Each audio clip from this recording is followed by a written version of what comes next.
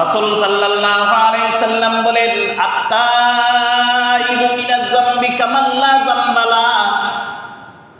ও আমার উম্মত, যেই ব্যক্তি আল্লাহর দরবারে ইস্তিগফার করে তার গুনাহগুলো এমন ভাবে মোচন করে দেওয়া হয় মনে হয় যে সে কখনোই গুনাহ করে নাই।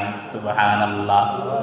উদাহরণ দেওয়া হয়েছে, কাগজের মধ্যে যদি পেন্সিল দিয়ে লেখা হয়, রাবার দিয়ে যদি মোছা হয়, একটু দাগ থেকে যায়, একটু দাগ থাকে যে লেখছে এটা বোঝা যায়।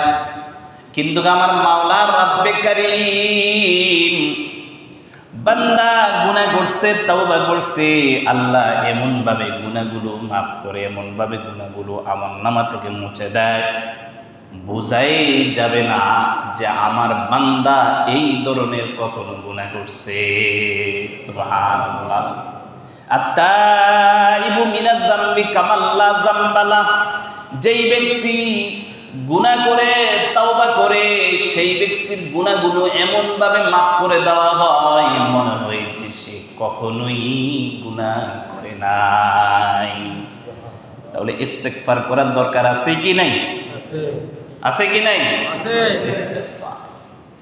হাঁটতে হাঁটতে পড়বো আস্তাগফিরুল্লাহ, ব্যবসা করতেছি পড়বো আস্তাগফিরুল্লাহ, মাঠে কাজ করতেছি পড়বো আস্তাগফিরুল্লাহ, মা বোনেরা রান্না করতেছে, হাতের কাজ পায়ের কাজ, কিন্তু মুখের কোনো কাজ নাই, মুখে পড়বে আস্তাগফিরুল্লাহ, আস্তাগফিরুল্লাহ, আস্তাগফিরুল্লাহ,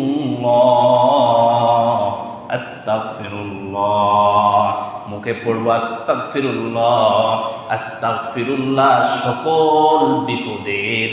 সকল বিপদের জন্য আল্লাহ ঢাল স্বরূপ রাখেন। এবং যেই ব্যক্তি বিপদে পড়ে সেই ব্যক্তি যদি ইস্তিগফার করে, আল্লাহর সাথে সাথে তাকে বিপদ থেকে উদ্ধার করে দেন। ইস্তিগফার যার রিজিকের মধ্যে অভাব, সেই অভাব পর্যন্ত দূর করে দেন। সুবহানাল্লাহ।